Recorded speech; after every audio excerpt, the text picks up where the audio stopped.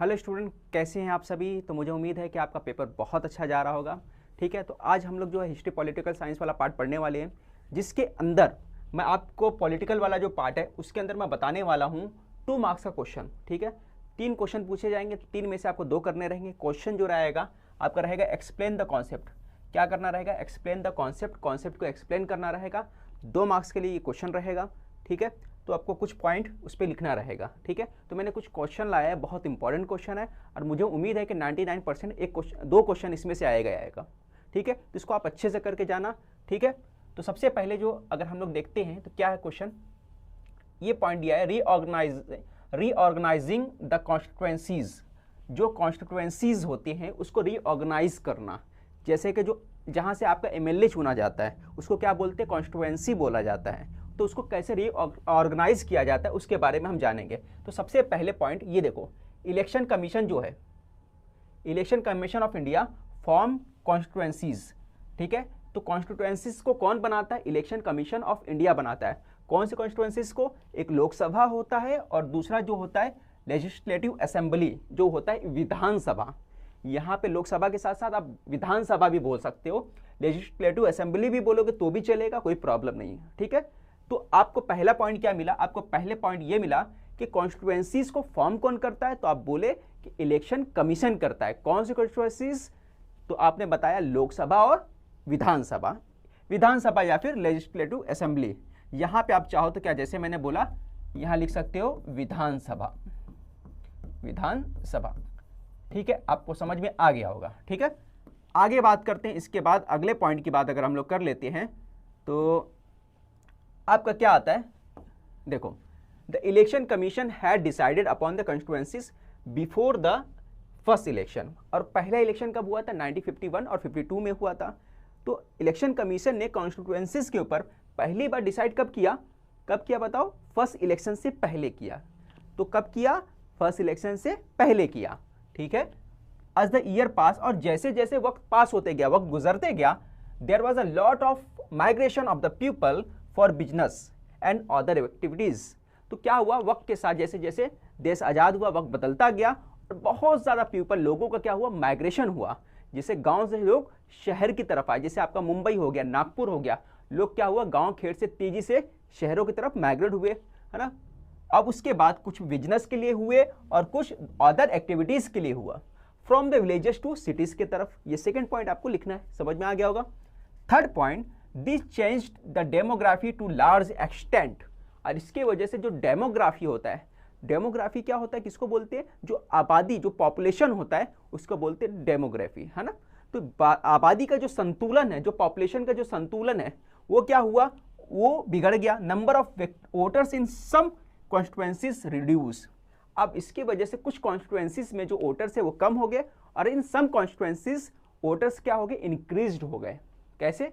जैसे मुंबई देखो कितना छोटा शहर है बट पॉपुलेशन कितना ज़्यादा है। ठीक है, यानी यहाँ पे वोटर भी ज़्यादा है। अब जहाँ से ये पॉपुलेशन आया होगा माइग्रेट करके, जैसे गांव वगैरह से आया होगा, तो गांव वगैरह में आबादी क्या हो गया? कम हो गया, वहाँ पे वोटर्स भी रिड्यूस हो गए, है ना। तो ये उसकी वजह से क्या हुआ? बहुत ज़्यादा सब चेंज हो गया। This disturb the ratio of seats allotted the compare to population. अब इसकी वजह से क्या हुआ? जो सीट अलॉट किया गया, यानी जहाँ जहाँ लोकसभा या विधानसभा का सीट बांटा गया था, अब आबादी का रेशो चेंज होने की वजह से, पॉपुलेशन का जो रेशो चेंज होने की वजह से सब क्या हो गया? टोटल डिस्टर्ब्ड हो गया। समझ में आया? तो ये पॉइंट आपको लिखना है, क्या हुआ, क्यों हुआ? क्योंकि माइग्रेशन की वजह से हुआ। ठीक है, hence the need to readjust the constituencies arose. इसकी वजह से क्या हुआ? कॉन्स्टिट्यूएंसी को रीएडजस्ट करने का जो डिमांड है वो रेस किया। ठीक है, the delimitations commission of the election commission does the work of reorganizing. तो क्या समझ में आया? The delimitation commission of election. तो डिलिमिटेशन का मतलब जो विधानसभा या लोकसभा को रिफॉर्म करता है, नए तौर से बनाता है, उसको क्या बोलते हैं? डिलिमिटेशन कमीशन ऑफ इलेक्शन, है ना। इलेक्शन कमीशन का जो पार्ट है, उसका जो ब्रांच है डिलिमिटेशन करने का, वो डिसाइडेड किया, वर्क किया रीऑर्गेनाइजिंग करने का। ठीक है, तो ये आपका पहला पॉइंट हो गया। इसको आपको अच्छे से समझ में आ गया होगा। कुछ पॉइंट मैंने बता दिया, अच्छे से समझा दिया। ठीक है, क्लियर। उसमें मेन पॉइंट क्या था? सबसे पहला मेन पॉइंट क्या था? फॉर्म कौन करता है कॉन्स्टिट्यूएंसी को? लोकसभा और विधानसभा की कॉन्स्टिट्यूंसी को कौन फॉर्म करता है? इलेक्शन कमीशन करता है। सेकेंड पॉइंट आपने बोला कि माइग्रेशन होने की वजह से, कहाँ से माइग्रेशन? विलेज टू सिटी की तरफ माइग्रेशन होने की वजह से क्या हुआ? डेमोग्राफिक क्या हुआ? चेंज हो गया। इसके वजह से कुछ प्लेस पे वोटर्स क्या हुए? इंक्रीज हुए, और कुछ प्लेस पे वोटर क्या हुए? डिक्रीज हुए, जिसके वजह से क्या हुआ? रेशो क्या हो गया? डिस्टर्ब हो गया। ठीक है, रेशो जो हो गया सीट अलॉटेड का, जहां पे सीट थे विधानसभा लोकसभा का, वो क्या हो गया? डिस्टर्ब हो गया। इसके वजह से क्या करना पड़ा? रीएडजस्ट कॉन्स्टिट्यूएंसी को जो डिमांड है वो उठा बहुत ज्यादा कि भाई रीएडजस्ट करो जो कॉन्स्टिट्यूएंसी है। ठीक है, आपको समझ में आ गया मुझे उम्मीद है। आगे बढ़ते हैं अगले क्वेश्चन की तरफ, अगले पॉइंट की तरफ, है ना। अगला कॉन्सेप्ट आपका क्या दिया है? Mid term election. तो ये मिड टर्म इलेक्शन ये कब होता है? ये बहुत अच्छा पॉइंट है, आपको ये समझना है। कभी कभी इलेक्शन क्या होता है, बोलते हैं गवर्नमेंट टूट गई, गवर्नमेंट खत्म हो गई, है ना, तो ऐसे टाइम में री इलेक्शन की बात करते हैं।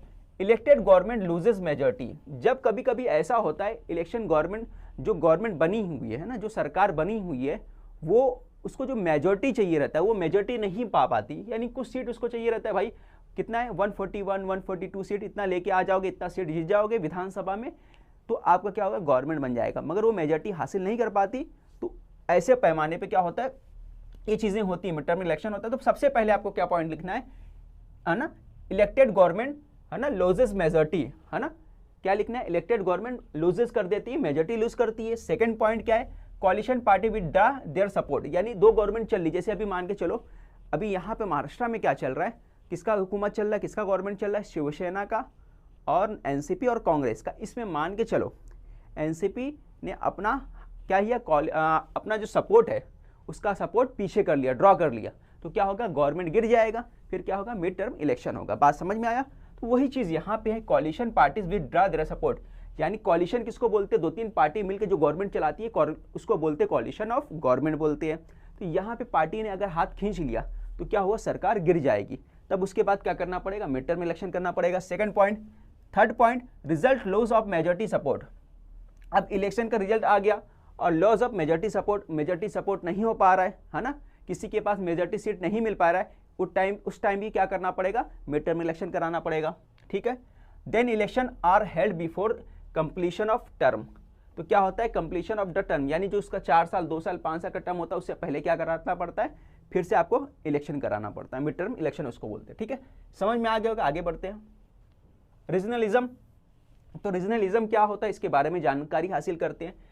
पीपल स्पीक डिफरेंट लैंग्वेज, है ना, डिफरेंट कल्चर एंड ट्रेडिशन, है ना, इन इंडिया, है ना, इंडिया के अंदर डिफरेंट पीपल, है ना, डिफरेंट टाइप के पीपल रहते हैं, है ना, अलग अलग स्टेट के अंदर जो पीपल होते हैं उनका लैंग्वेज क्या होता है? डिफरेंट होता है, उनका ट्रेडिशन क्या होता है? डिफरेंट होता है, उनका जो कल्चर होता है स्टूडेंट्स वो भी डिफरेंट होता है। जैसे कि आप मराठी पीपल है, गुजराती पीपल है ना, सबका रहन सहन अलग है, उनका कल्चर अलग है। ठीक है, तो ये हो गया बात। फिर belongs to different parts of India, the feeling of affinity develop the about language and region, you rise the regionalism. और अगर लोगों के बीच में एफिनिटी आती है, क्या एफिनिटी आती है भाई? डेवलप करने का उनके लैंग्वेज को और रीजन को, उनके रीजन को, हर किसी के अंदर रहता है कि भाई हमारा जो रीजन हो उसको जो किया जाए वो डेवलप किया जाता है। जैसे आपका रहता है कि बिहार राज्य है, उसका बार बार डिमांड किया जा रहा है उसको स्पेशल स्टेट दिया जाए। ठीक है, इसी तरह हमारे महाराष्ट्र के अंदर जो अभी गवर्नमेंट की तरफ से ये ऑर्डर आया है कि जो बोर्ड होना चाहिए, नेम प्लेट होना चाहिए किसी भी दुकान के अंदर, उसमें मराठी होना चाहिए, बड़ा सा लिखा होना चाहिए मराठी लैंग्वेज में। तो ये जो होता है ये सब क्या कहलाता है? ये सब होता है अपना रीजनलिज्म, यानी हमारे अपने लैंग्वेज को, अपने स्टेट का जो डिमांड है उसके ताल्लुक से बहुत ज़्यादा डिमांड किया जाए कि भाई हमारे लिए ये किया जाए, सरकार हमारे को ये करे। तो वही चीज़ है, क्या बोला? Affinity develop the about language and region give rise the regionalism. ये सबसे ज़्यादा मेन पॉइंट है।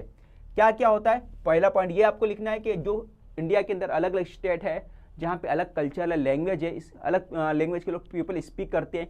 एग्जाम्पल के तौर पे यहाँ पे लिख सकते हो, जैसे महाराष्ट्र है, गुजरात है ना, तमिलनाडु है, ठीक है, यूपी है, बिहार है ना, एमपी है, सब लिख सकते हो एग्जाम्पल के तौर पे। ठीक है, फिर उसके बाद ये पॉइंट के बाद दूसरा मेन पॉइंट ये रहेगा आपका। ठीक है, आगे बढ़ते हैं हम लोग। National parties. पार्टीज दो तरह की होती है ना, एक होता है नेशनल पार्टी, एक होता है लोकल पार्टी। ठीक है, आप एक एग्जाम्पल के तौर पे मैं इसको समझाऊंगा, बट इससे पहले मैं बता देता हूं, आप कमेंट्स करके बताना क्या बीजेपी नेशनल पार्टी है, तो आप कमेंट्स करके बताना। अगर है तो लिखोगे यस, अगर नहीं तो लिखोगे नो। चलो देखते हैं। A party which function at the national level is known as national party. जो नेशनल लेवल पे इलेक्शन लड़ती है और गवर्नमेंट बनाती है उस पार्टी को क्या बोलते हैं? नेशनल पार्टी बोलते हैं। उस पार्टी को नेशनल पार्टी बोलते हैं। समझ में आया? The election commission has let certain criteria. Election commission जो है, जो इलेक्शन कमीशन कौन होता है? जो इलेक्शन कराता है, जो उसका प्रोसेस कराता है। तो election commission let certain criteria for party. Election commission ने कुछ क्राइटेरिया बना दिया है। कुछ क्राइटेरिया क्या बनाया है? Party to get the reorganise as a political party. Election commission जो है सर्टेन क्राइटेरिया बनाई है किसी भी पार्टी को रिकॉग्नाइज करने के लिए, उसको रिकॉग्निशन मिलने के लिए कि भाई कि ये पार्टी क्या है, ये क्या है, नेशनल पार्टी है या फिर ये स्टेट पार्टी है। तो क्या है उसमें बताया गया है, the political party should secure at least 6% valid votes in 4 और मोर स्टेट्स। क्या बोला है? 4 या मोर स्टेट के अंदर बोला है, 4 स्टेट में या फिर मोर स्टेट में बोला है। ठीक है, तो पॉलिटिकल पार्टीज को कितने परसेंट वोट की जरूरत है? एटलीस्ट 6% वोट आना चाहिए पॉलिटिकल पार्टी में। कब? क्या? 4 स्टेट में या फिर उससे ज्यादा स्टेट में इन द अर्लियर लोकसभा और स्टेट असेंबली। किस असेंबली इलेक्शन में बोल रहा है? या तो लोकसभा में होना चाहिए या फिर स्टेट असेंबली में। कितना वोट मिलना चाहिए? 6%। याद रहेगा, है ना? और किस इलेक्शन में? लोकसभा में या फिर state assembly election. State assembly को दूसरा क्या बोलते हैं? विधानसभा के अंदर। फिर और बच्चों क्या बोला है? कितने स्टेट में? तो या तो 4 या तो 4 से ज्यादा। ठीक है, ये बात हो गया state assembly election. And minimum 4 member should be elected in Lok Sabha. और कितने मेंबर सिलेक्ट किया जाए? तो minimum 4 member elected in the Lok Sabha. तो लोकसभा में कितने मेंबर होना चाहिए? 4 होना चाहिए। या फिर state in the earlier election. ठीक है, तो लोकसभा में कितने मेंबर चुने जाना चाहिए? 4। 2 पॉइंट बोला है, याद रखना है। या तो उसको 6% वोट मिलना चाहिए 4 स्टेट्स के अंदर, या फिर दूसरा बोला है कम से कम लोकसभा के 4 मेंबर हर स्टेट में चुने जाने चाहिए। ठीक है, कितने स्टेट में? 4 स्टेट में। तो दोनों पॉइंट याद रहेगा। या तो ये बोल सकते हो या तो वो, दोनों में से एक पॉइंट लिखोगे तो भी चलेगा। या फिर इसको यहां से कट करके आप चाहो तो यहाँ पे भी एक नया पॉइंट बना सकती हो। जैसे यहाँ पे 1 पॉइंट है, यहाँ पे नंबर 2 पॉइंट भी लिख सकते हो। यहाँ से दूसरा पॉइंट अलग से बना सकते हो, कोई प्रॉब्लम नहीं। आगे बढ़ते हैं हम लोग। The candidate of party should elected from minimum 3 states. क्या बोला है? तो अब यहाँ से देखो, यहाँ पे और करके दिया है ना। ये लिखने के बाद एक और पॉइंट है, या तो ये क्राइटेरिया इसको फुलफिल होना चाहिए या फिर ये वाला, है ना, ये वाला फुलफिल होना चाहिए। तो candidates of a party should be elected from minimum 3 states. Candidate कितने स्टेट से चुने जाने चाहिए? कम से कम 3 स्टेट से। और should be elected from minimum 2% constituency of the total Lok Sabha constituencies. या फिर क्या बोला है कि टोटल लोकसभा का जो सीट होते हैं उसमें से कितने सीट? 2% सीट जो है उसका जो होना वो आना चाहिए जो पार्टी को। ठीक है, टोटल सीट कितने हैं वो आपको बताना है कमेंट्स करके। 543 है कि 545 है या फिर कितने, वो आप कमेंट्स करके बताओ। उसका कितना % होना चाहिए? 2% होना चाहिए। ठीक है, it is important to get recognise a state party at least 4 state. या फिर उसको 4 स्टेट में स्टेट पार्टी का मान्यता हासिल होना चाहिए, यानी 4 स्टेट में इसको रिकॉग्नाइज किया जाए कि भाई ये स्टेट पार्टी है, वो पॉलिटिकल पार्टी। तो ये चौथा पॉइंट ये था। स्क्रीनशॉट लेना है तो ले लो। तो आपको समझ में आ गया। फिर से मैं इसको कर देता हूं। ऐसे क्या बोलते हैं? देखो, सबसे पहले क्या दिया? Function at the national level. अगर पार्टी नेशनल लेवल पे फंक्शन करती है तो उसको क्या बोलते हैं? National party. Number 1 point. Second point ये दे सकते हो कि क्या होना चाहिए? Party secure 6% vote at least 4 state या मोर स्टेट। ये सेकंड पॉइंट हो गया। फिर थर्ड पॉइंट एक लिख सकते हो कि भाई जो आपका है 4 मेंबर्स सिलेक्टेड होना चाहिए। क्या होना चाहिए? 4 मेंबर सिलेक्टेड होना चाहिए। कम से कम 4 लोकसभा 4 मेंबर सिलेक्ट होना चाहिए 4 स्टेट से। कितने स्टेट से? 4 स्टेट से। The candidate party should be elected from minimum 3 states should be elected from the minimum 2% constituency. अब टोटल जो वोट होगा, टोटल सीट होगा, उस सीट का कितने % उसको मिलना चाहिए? कम से कम 2% मिलना चाहिए। या तो ये कंडीशन होना चाहिए, या फिर एक कंडीशन और दिया है क्या बोला है, state part at least 4 state, 4 state के अंदर वो क्या होना चाहिए, स्टेट पार्टी कहलाना चाहिए। ठीक है, ये आपको समझ में आ गया होगा। आगे बढ़ते हैं। Tribal movement, tribal community always dependent on the forest wealth for their living. क्या बोला है, जो ट्राइबल के अंदर लोग रहते हैं, तो ट्राइबल पीपल होते हैं, वो किस पे डिपेंड होते हैं, जो फॉरेस्ट का वेल्थ होता है, फॉरेस्ट के वेल्थ पे उनकी जो रोजी रोटी है ना, देयर लिविंग, उसी पे चलता है। पहला point. Second point, British had prohibited the tribals from making use of forest wealth. British ने उसको मना कर दिया था, है ना, उसके लिए, किसके लिए मना कर दिया कि ट्राइबल्स जो है वो जो फॉरेस्ट का वेल्थ उसका यूज नहीं कर सकते हैं, अर्न देयर लिवलीहुड, है ना, तो किस लिए नहीं कर सकते, उनका जो रोजी रोटी है, लाइवलीहुड के लिए नहीं यूज कर सकते। काय का यूज नहीं कर सकते हैं, फॉरेस्ट वेल्थ का। फॉरेस्ट वेल्थ का मतलब वहां पे खेती बाड़ी करना, एग्रीकल्चर करना, इन चीजों का यूज नहीं कर सकते हैं। अब यहाँ पे कोलम, गोंड, संथाल, ये सब क्या है, ये सब ट्राइबल्स है। कोली, भिल्ला, है ना, और Munda tribals of different parts of India revolt against the British. अब इसकी वजह से क्या हुआ था, ब्रिटिश के खिलाफ किन्होंने रिवोल्ट कर दिया, ये जो ट्राइबल्स है ना, कौन से ट्राइबल्स, कोलम, गोंड, संथाल, कोली, भिल्ला, मुंडा ट्राइबल्स, ये डिफरेंट पार्ट्स ऑफ इंडिया की जो ट्राइबल्स है, इन लोगों ने रिवोल्ट कर दिया। क्यों रिवोल्ट किया, क्योंकि गवर्नमेंट ने प्रोहिबिटेड किया था। प्रोहिबिट करने का मतलब उसको मना किया था। क्यों मना किया था, उन्होंने बोला था कि भाई आपको यूज नहीं करना है, जो फॉरेस्ट का वेल्थ है यू कांट यूज। इसके लिए लोगों ने क्या किया, ट्राइबल्स ने रिवोल्ट कर दिया। Even after independence there problems to earn livelihood, है ना, इज नॉट सॉल्व। इंडिपेंडेंस के बाद, आजादी के बाद भी इनका जो प्रॉब्लम था उसको सॉल्व नहीं किया गया। ठीक है, their rights on the forest land, उनका जो राइट्स है ना, फॉरेस्ट लैंड के ऊपर, जो कबाइलों का, जो ट्राइबल्स का जो राइट्स है to gather forest products and cultivate on forest land, जो फॉरेस्ट का प्रोडक्ट्स उसको गैदर करना या फिर कल्टीवेट करना फॉरेस्ट के जमीन पर, उनके लैंड पर, इज नॉट रिकॉग्नाइज्ड, वो सरकार की तरफ से रिकॉग्नाइज नहीं किया गया। इसकी वजह से क्या हुआ, therefore for this demands tribals movement is active in many parts of India. इसकी वजह से ट्राइबल्स मूवमेंट बार बार होता है मैनी पार्ट्स ऑफ इंडिया के अंदर। ठीक है, समझ में आ गया होगा। आगे बढ़ते हैं अगले पॉइंट की तरफ। लेबर मूवमेंट, देखो यहां पे ट्राइबल पढ़ लिया हमने, अब लेबर मूवमेंट पढ़ेंगे। लेबर मूवमेंट में क्या दिया है, industries in public and private sector like textiles, mills, railway companies started in India in the latter part of 19th century. ठीक है, क्या बोला है, इंडस्ट्रीज, कौन सी industries, public and private sector, public में भी और प्राइवेट सेक्टर में भी।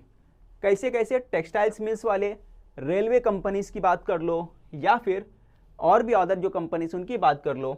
कब हुआ इंडिया के अंदर, latter part of 19th century, 19th century के लेटर पार्ट में हुआ। ये बात पहला पॉइंट है आपका। ठीक है, due to industrialisation large number of labour forces come into existence.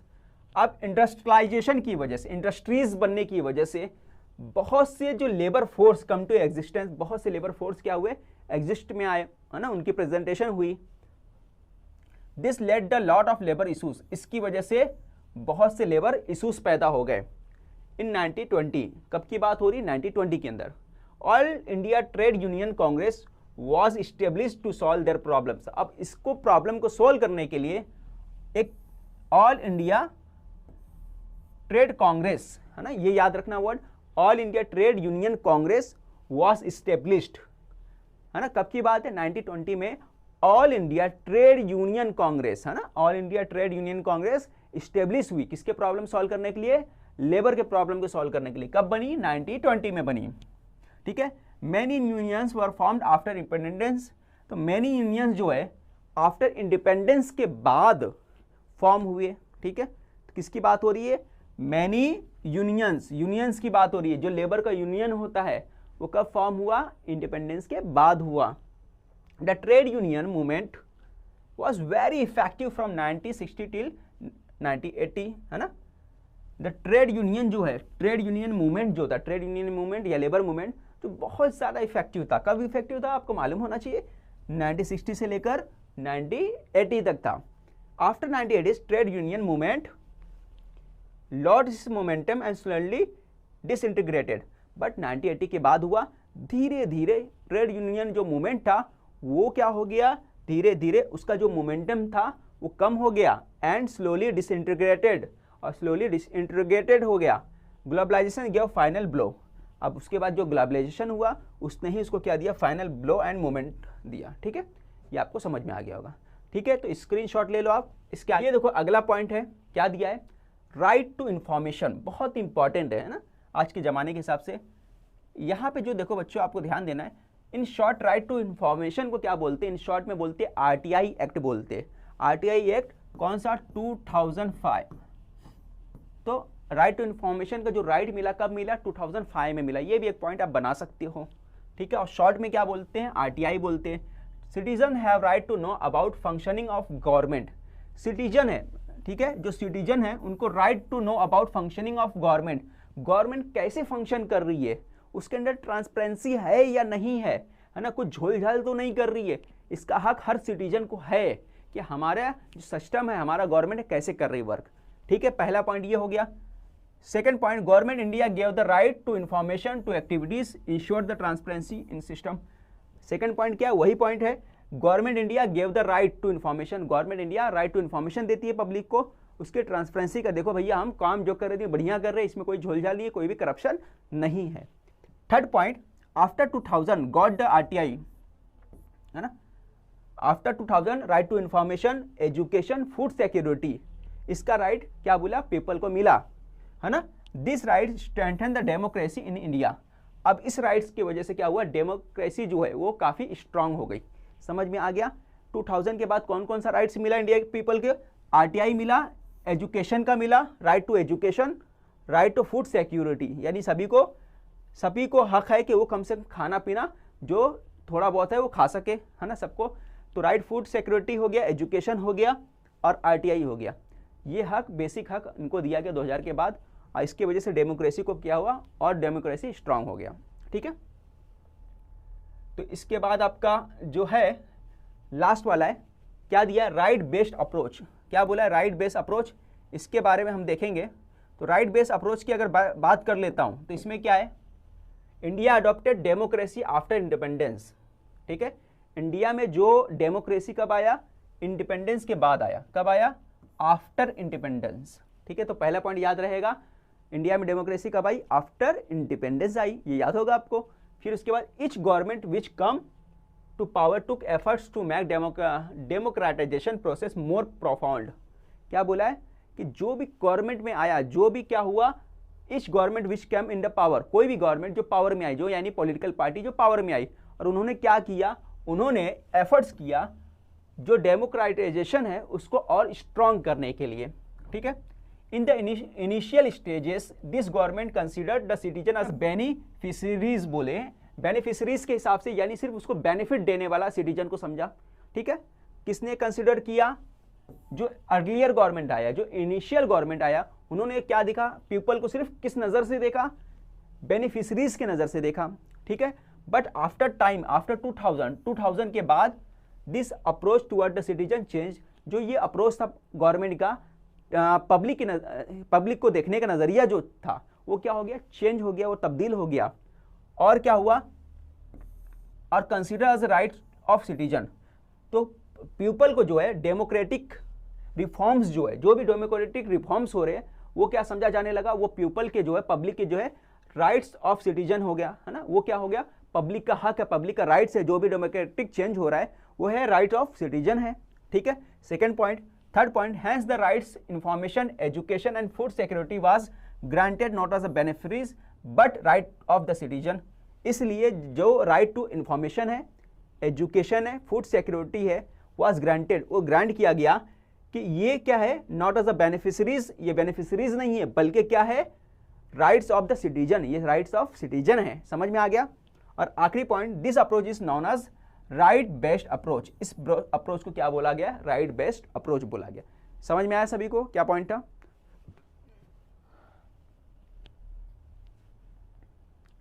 ठीक है, तो यहाँ पे हमारा कंप्लीट हो जाता है 2 मार्क्स का। इसमें उम्मीद है मुझे 99% इसमें से क्वेश्चन आने वाला है। चैनल पे नए हैं तो चैनल को सब्सक्राइब करना ना भूलें, टेलीग्राम चैनल को भी ज्वाइन करें और दोस्तों के साथ शेयर भी करें, ठीक है।